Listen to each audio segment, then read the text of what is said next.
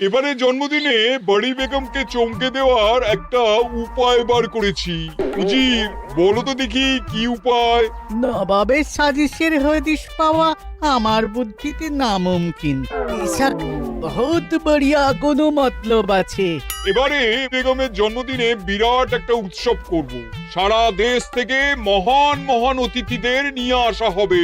দুনিয়ার সেরা সেরা খাবার, সেরা সেরা গাইয়ে, সেরা সেরা বাজিয়ে, সেরা সেরা নাচিয়ে রাতকে দিন করে দেবে এমন রোশনাই। রেস্ট নাই। কি বললে? বহুত বড়িয়া আপনার সোচ, লেকিন মাফ করবেন হুজুর, রাজকোষের অবস্থা খুবই খারাপ। উৎসব করার মতো তো রেস্ট নাই জাহাপানা। কোনো কথা শুনতে চাই না। আমি হলাম গিয়ে বাংলার নবাব। আমি আনন্দ হই হুল্লোড় করবো না তো কে আর করবে? একদম ঠিক জাহাপানা, কিন্তু কর বসিয়ে টাকা তোলো। সব কিছুতেই কর বসানো আছে জাহাপানা। হাসি কান্না ছাড়া আর কোনো কিছুতেই কর বসানো যে বাকি নেই। তার ওপরেই কর বসাও। হাসি কান্নার ওপর কর? না, শীতকাল আসছে, বসাও বসাও কর হাঁচির ওপর। হ্যাঁ, হাতির ওপর কর? বসাও। ওরকম মুখ করে আছো কেন? যদি না পারো তো বলে দাও, আমি অন্য উজির নিয়োগ করব। আমি আজই ঘোষণা করে দিচ্ছি, এবার থেকে হাতির ওপর কর দিতে হবে। হ্যাঁ, তো জানাব, এতে প্রজারা যদি ক্ষুব্ধ হয়? আরে বাবা, প্রজাদের কাজই তো মাঝে মাঝে ক্ষুব্ধ হওয়া। তা ঠিক হুজুর। আমাকে কদর করে এমন কিছু সন্ডা আছে, তাদেরকে কাজে লাগাতে হবে। বহুত খুব জাহাপানা। তাহলে হাঁচি গোনার লোকের ব্যবস্থা করে নি। ওই সন্ডারাই হাঁচি গুনবে। ওদের স্বেচ্ছাসেবক হিসেবে নিয়োগ করো। বহুত খুব জাহাপানা। সব জায়গায় লোক পাঠাতে শুরু করো। তবে কৃষ্ণনগরে বেছে বেছে লোক পাঠাবে। আর মনে রেখো, ওখানে গোপাল আছে।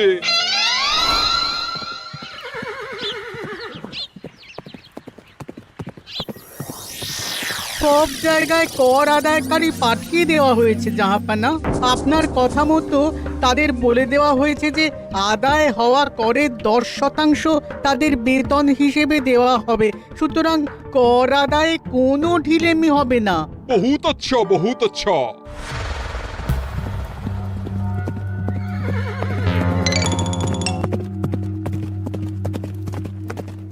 হ্যাঁ, তুমি ঠিক পড়েছো তো মন্ত্রী? হাঁচির উপরে কর? বলেন তো, আর একবার পড়ছি মহারাজ। আসলে এটা নবাবই মশকরা। আমাদের নবাব যে খুবই রসিক মানুষ তা তো আমরা দেখেছি।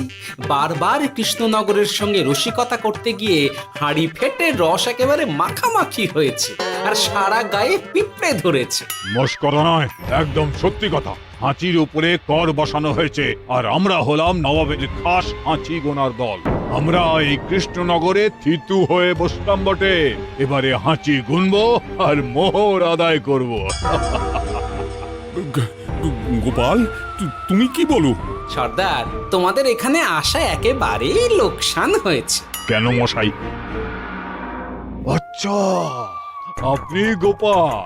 না না, আপনার কোনো কথাই শুনবো না। আমাদের বই বই করে বলে দেওয়া হয়েছে, গোপাল হইতে সাবধান। সর্দার, আমি তোমাকে সাবধান হতেই বলছিলাম। হাঁচি ধরতে গেলে তোমাদের খুব সতর্ক থাকতে হবে, কারণ এই কৃষ্ণনগরের বাসিন্দাদের শরীর স্বাস্থ্য এত ভালো যে এখানে কেউ হাঁচে না, কাশে না, ঢেকুর তোলে না, ইয়ে করে না। বলেন কি মশাই? এটা তো নবাবকে জানাতে হচ্ছে। যাও যাও, এক্ষুনি মুর্শিদাবাদে ফিরে গিয়ে নবাবকে জানাও। ওরে, কেউ এদের যাওয়ার ব্যবস্থা করে দে। ওই তো হেঁচেছে। হাঁচি এক, পুরো এক মোহর। হাঁচি দুই, দুই মোহর। আরে, এটা তো হাঁচির বাচ্চা, এটা তো ধরলে চলবে না। কেন? হাঁচি হলেই তো হলো। কি করব সর্দার? লিখবো? দেখ, একবার গুনে যখন ফেলেছি পুরো ছাড়তে পারবো না। আধমোহর লেখ। এটা কাশি, কাশিতে কোনো করের কথা নেই। ওরে লেখ লেখ লেখ লেখ লেখ। হাঁচি তিন, পুরো এক মোহর। হাঁচি চার।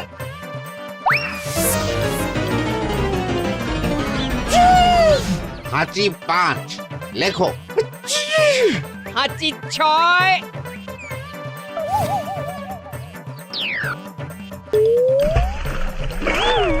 যা, চাকি রে, শুনেছিলাম কৃষ্ণনগরের মন্ত্রীটা মাথা মোটা, প্রমাণ হয়ে গেল। জল থেকে উঠবে যখন ঠান্ডা লেগে হাঁচি তো আরো বাড়বে। জলে বুড়বুড়ি উঠছে, বেটা জলের তলায় তলায় হাঁটছে। হাঁচি 7। এখনো তো ফিরলো না, বেলা গড়িয়ে দুপুর হয়ে গেল। ভাববেন না রাজামশাই, আমরা যারা যারা এখানে এসেছি সবাই ধড়িবাজ লোক। মন্ত্রীর হাঁচি নিংড়ে নিয়ে ফিরবে। ছি ছি ছি ছি ছি ছি ছি ছি ছি। কি হলো গোপাল? আমরা কৃষ্ণনগরের প্রবাদ প্রতিম আতিথেয়তার অসম্মান করেছি মহারাজ। কেন? কিভাবে? কখন?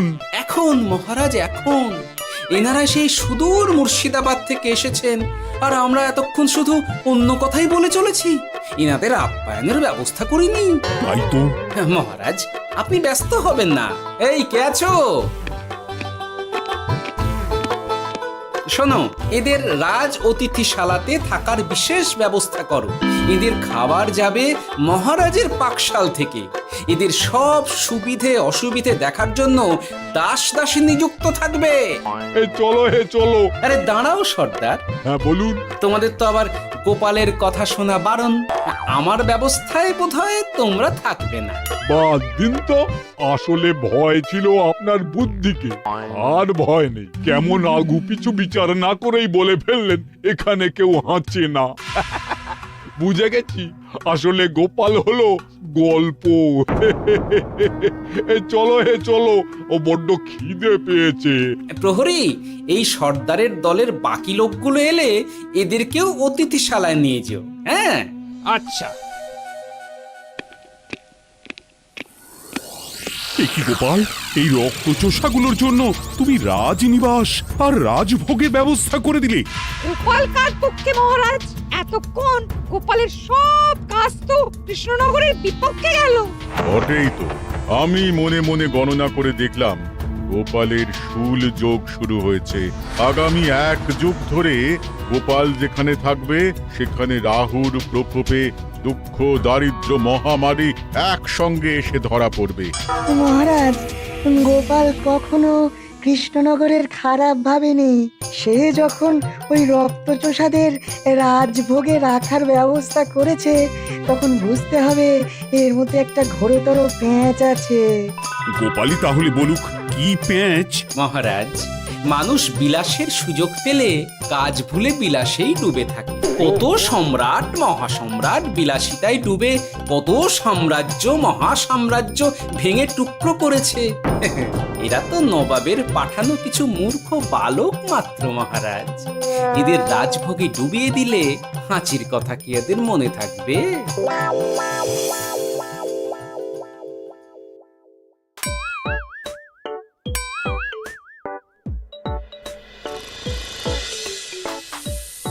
কি ব্যবস্থাপনা সব ঠিক আছে তো? হ্যাঁ, খাসা ব্যবস্থা হয়েছে। আপনারা আমাদের অতিথি বলে কথা, আরাম করুন।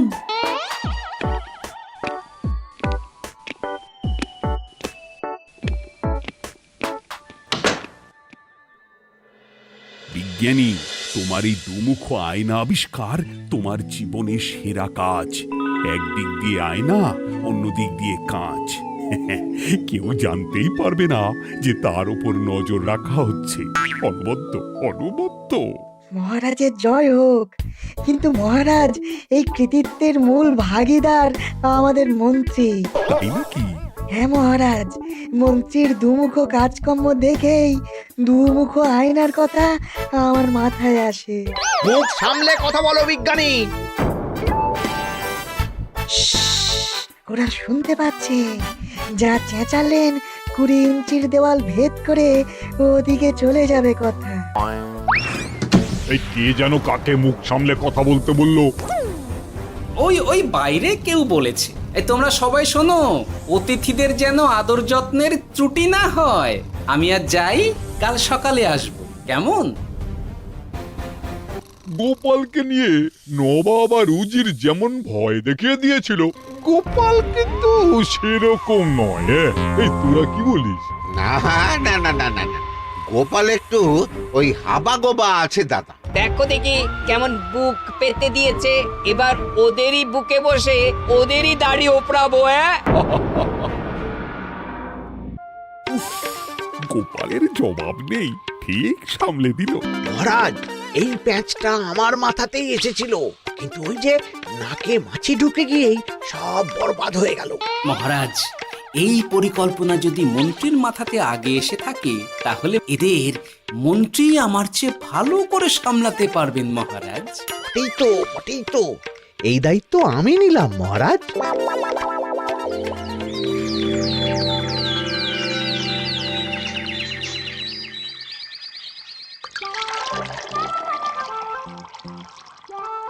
আহা, সকালে ঘুম থেকে উঠে এই রকম বেলের পানা যেন স্বর্গের অমৃত। আছে আছে, আরো আছে। পানীয়, খাদ্য, আরাম, আয়েশ, যত চাও তত পাবে। এ কি, আপনি গোপাল কোথায়? মহারাজ বিবেচনা করে দেখেছেন যে মহামান্য অতিথিদের পরিচর্যার ভার গোপালের মতো একজন ভাঁড়ের পক্ষে বহন করা সম্ভব নয়, তাই এই দায়িত্ব আমাকে দেওয়া হয়েছে। কিন্তু কোনো কিন্তু নেই সর্দার, আমি যে খানা পিনা নাচা গানা আমোদ আহ্লাদের ব্যবস্থা করেছি দেখে তুমি চমকে যাবে। দেখা নয় বিজ্ঞানী, এবার শুধু কাজের সময়। কাল মন্ত্রীর উপর ওদের ভার ছেড়ে দিয়ে কৃষ্ণনগরের যে সর্বনাশটি করেছো, কোনো কাজ করে আর সেটিকে সামলানো যাবে না। হ্যাঁ, আহা, তোমার দেখছি মন্ত্রীর উপরে একটুও আস্থা নেই। ঠিক কি প্যাচ করছো বলো তো? প্যাচের কথা পরে হবে, তোমাকে যত তাড়াতাড়ি সম্ভব হাঁচির ওষুধ আবিষ্কার করতে হবে। হাঁচির ওষুধ? হ্যাঁ, হাঁচির ওষুধ। ওভাবে দেখছো কি বন্ধু, তোমাদের কাজের সব দায়িত্ব এখন আমার কাঁধে। তোমরা আমোদ করবে আর আমি কর আদায় করে তোমার হাতে এনে তুলে দেব। সর্দার, এর মধ্যে একটা চাল আছে মনে হচ্ছে। কি আর আমি বুঝিনি। এখন কি করবে? বিশ্বাস করে আদায় উসুলের ভার এর উপরে ছেড়ে দেবে? পাগল নাকি? মন্ত্রী মশাই, বলো বন্ধু। বলছিলাম আর দেরিতে কাজ কি?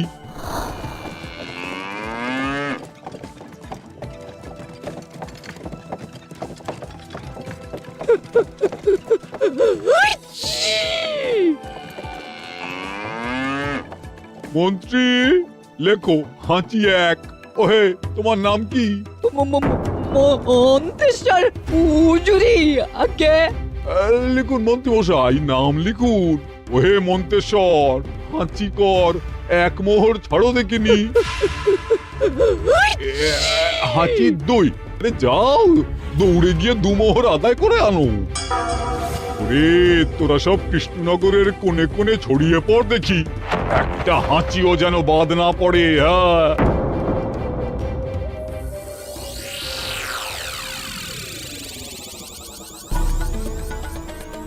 এটা হুজুরে আলাক বর্ধমান, খাম্বাস এবং কৃষ্ণনগর থেকে। চমৎকার চমৎকার। তাহলে গোপাল কিছু করতে পারেনি, আমাদের যুব শক্তি কৃষ্ণনগরকে পুরো নিংড়ে নিয়ে আসছে। মহারাজ কৃষ্ণচন্দ্রের একটা আবেদন আছে জানাব। এই হাঁচি করের 30% যদি ওই রাজ্যকে দেওয়া যায়, তাহলে আদায় উসুল আরো ভালো হবে। ওরা বলেছে যে আপনি যদি 30% দেন, তাহলে কর আদায় একেবারে জান লড়িয়ে দেবে। মঞ্জুর মঞ্জুর। আর একটা আর্জি আছে হুজুর, কৃষ্ণচন্দ্র কদিন বাদে নবাবকে কৃষ্ণনগরে আমন্ত্রণ জানিয়েছে। কেন? কৃষ্ণনগরের নবাব এবং তার উন্নয়ন উপলক্ষে এক মহোৎসব হবে। সেই সঙ্গে শহরে থাকা ইংরেজদের কাছেও নবাবের সৈন্যবলের এবং নবাব ও কৃষ্ণনগরের মধ্যে পারস্পরিক ভ্রাতৃত্বের সম্পর্কের বার্তাও পৌঁছে দেয়া যাবে। নবাবের অধীনস্থ রাজারা নবাবের শত্রু, এই রকম একটা ধারণা থেকে ইংরেজরা ইদানিং বেপরোয়া হয়ে উঠেছে, তাতে লাগাম উঠবে। বহুত খুব, মঞ্জুর মঞ্জুর মঞ্জুর।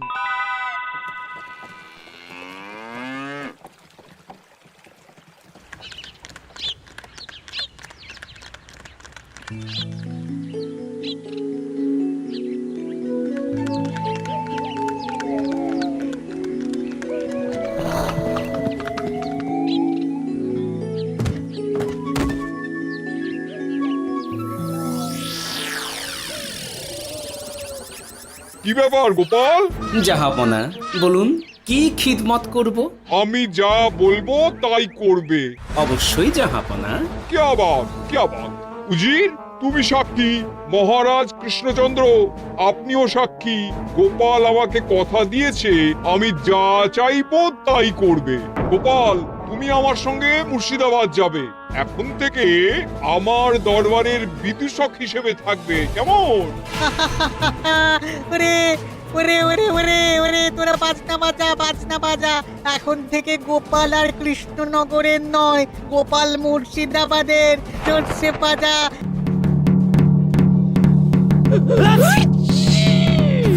কি হলো? হুজুর, মনে হচ্ছে আপনার সৈন্যদল হাঁটছে। হ্যাঁ? হুজুর, হাঁচিগড়ের বন্যা, সব সৈন্য 10-12টা করে হেঁচে ফেলেছে। মানে প্রচুর মোহর হয়ে গেছে আর বাড়ছে বাড়ছে। আমার হাঁচি গোনার দল একটা হাঁচিও বাদ দেবে না। মোহর রাখার জন্য নতুন পোশাকখানা বানাতে হবে হুজুর। সর্দার, আমাদের হাঁচিগুলো কি খুলবো? হ্যাঁ, নিশ্চয়ই। একটা হাঁচিও যেন বাদ না পড়ে। চলুন হুজুর, আমরা এখানে দাঁড়িয়ে থেকে আর কি করব? ওরা হাঁচুক আর হাঁচি গুনুক। চলুন নবাব বাহাদুর, আপনার জন্য কৃষ্ণনগরের রাজাতীর্থ অপেক্ষা করছে। হুজুর, আমার মনে হয় আমাদের কৃষ্ণনগরে এখন আর দেরি করা উচিত হবে না। আমরা সোজা শহরের দিকে রওনা হয়ে যাই। শহরের ইংরেজদের শিক্ষা দিয়ে ফেরার পথে আমরা কৃষ্ণনগরের আতিথ্য গ্রহণ করব। সে কি? মহারাজ, নবাবের মতো কর্তব্যপরায়ণ ইনসানকে তার কর্তব্য পালনে বাধা দেবেন না। আমরা ওনার শহর থেকে ফেরার অপেক্ষায় থাকব। ঠিক ঠিক, আমার এক্ষুনি শহরে যাওয়ার দরকার। ইংরেজরা সব নিয়ম কানুন ভেঙে চুরে যা ইচ্ছে তাই করতে আরম্ভ করেছে। বুঝি, সৈন্যদের ডাক দাও, চলো রওনা হই। কিন্তু জাহাপনা, আপনার সৈন্যদের থেকে পাওনা মোহরগুলো এতক্ষণে যা হেঁচেছে, লাখখানেক মোহর তো হয়েই গেছে। ওটা আমরা নিজেদের মধ্যে বুঝে নেব। কিন্তু ওই করের 30% যে কৃষ্ণনগরের পাওনা। পেয়ে যাবে। শহর থেকে ফিরি। আরেকটা কথা, হাঁচি কর ব্যবস্থা এখন থেকে উঠে গেল।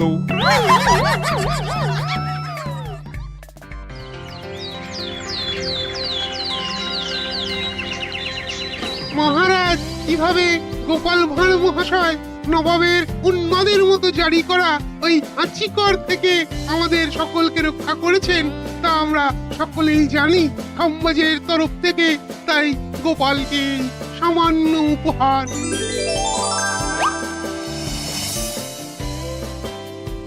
ওহ গোপাল, সত্যি তোমার জবাব নেই। কিছুই হতো না যদি না বিজ্ঞানী ওই হাঁচি চূর্ণ আবিষ্কার করত। এই উপহারের অর্ধেক কিন্তু বিজ্ঞানী। সবই তো বুঝলাম, নবাবকে সৈন্য সহ নিমন্ত্রণ থেকে সৈন্যদলকে হাঁচি চূর্ণ মাখানো চাঁদোয়ার তলায় ঢোকানো পর্যন্ত। কিন্তু চাঁদোয়া থেকে হাঁচি চূর্ণ ঝরে পড়লো কি করে, সেটাই তো বুঝলাম না। এটা তুমি বলো বিজ্ঞানী।